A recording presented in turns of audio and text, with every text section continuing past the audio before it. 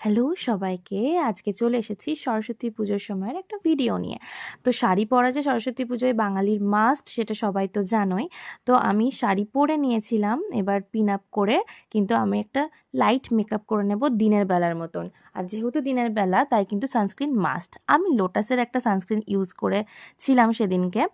তো তারপর দেখো আমার মেকআপ কিন্তু ডান। আমি কিন্তু সুইস বিউটির এই দুটো লিপস্টিক ইউজ করে এই সেটটা এনেছি। কেমন লাগছে বলো? সবাই কিন্তু কমেন্টে জানিয়ে দাও। আমি তারপর ছাদে গেছিলাম। তো ছাদে আমার ভাইজিদের ছবি তোলার জন্য। তারপর প্রতিমা দর্শন করে নিজের একটু ভিডিও বানিয়ে চলে যাচ্ছিলাম কিন্তু কলেজে। আর কলেজে গিয়ে এরকম ভিডিও শ্যুট করার চেষ্টা করছিলাম। আর এই হচ্ছে আমার বোন, যে ২ বছর পর প্রায় এসছে, আর ওর সাথে দেখা করে একটু ভিডিও বানাচ্ছিলাম। তারপর গেছিলাম খেতে, খেয়েছিলাম অবশ্যই বিরিয়ানি।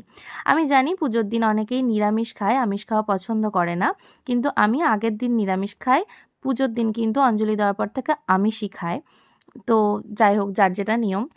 তো কলেজে দেখো সেরকম কিন্তু ভিড় ছিল না আমি যখন ভিডিওটা করেছিলাম, কারণ সেটা একদমই সন্ধ্যের দিক ছিল, তাই সেরকম ভিড় পাইনি আমি।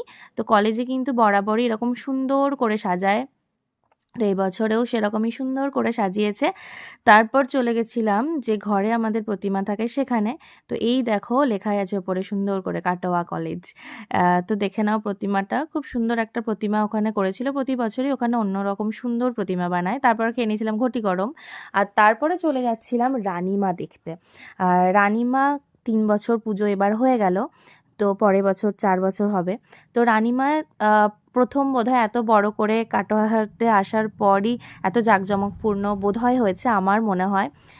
যদিও আরশিনগরের পুজো বড় করেই হয়, কিন্তু রানীমা থেকেই যেন কাটোয়া একটু ফেমাস হয়ে গেল। তো ওখানে প্রোগ্রাম হচ্ছিল। তো তারপরে সরস্বতী ঠাকুরের একটা সুন্দর ছবি তুলে নিয়েছিলাম। এটা ইউনিক ক্লাবের প্রতিমা। ওখানে প্রসাদ বিতরণ করা হচ্ছিল, আর বাইরে দেওয়া হচ্ছিল খিচুড়ি ভোগ। তো আমি খিচুড়ি ভোগটা খাচ্ছিলাম। ভিতরের প্রসাদ তো অবশ্যই নিয়েছিলাম। আর এটা হচ্ছে কাছারি রোড, যেখানে আরশিনগরের পুজোটা হয়, সেই জায়গাটা। রাস্তাটা এত জ্যাম ছিল যে গাড়ি এগোচ্ছিলই না, কি বলবো তোমাদেরকে। সবাই আসলে ওখানে প্রোগ্রাম হচ্ছিল, সেই প্রোগ্রামটা দেখার জন্যই ভিড় করেছিল। আর আরশিনগরের প্রতিমা খুব সুন্দর হয়, খুব সুন্দর হয়। দেখো একবার, তোমরা দেখো কি সুন্দর প্রতিমা। আর ভিড়টাকেও একটু দেখে নাও। তারপর চলে গেছিলাম কেডিআইতে, মানে কেডিআই স্কুল যেটা কাটোয়ার। তো এটা হচ্ছে ঠাকুর স্কুলের, আর এটা হচ্ছে কোথাকার আমি জানি না, কিন্তু খুব সুন্দর ছিল প্রতিমাটা। আর তারপরের দিন চলে গেছিলাম সকালবেলায় পোস্ট অফিসে, কারণ সেখানে পরের দিন জোগাড় করার জন্য কাউকে পাওয়া যায়নি, তাই বাবা বলল। আর আমিও ভাবলাম যাই তাহলে, মাকে কতটা সন্তুষ্ট করতে পেরেছি জানি না, নিজের মতো আজকের জোগাড় মতো করেছি। টাটা।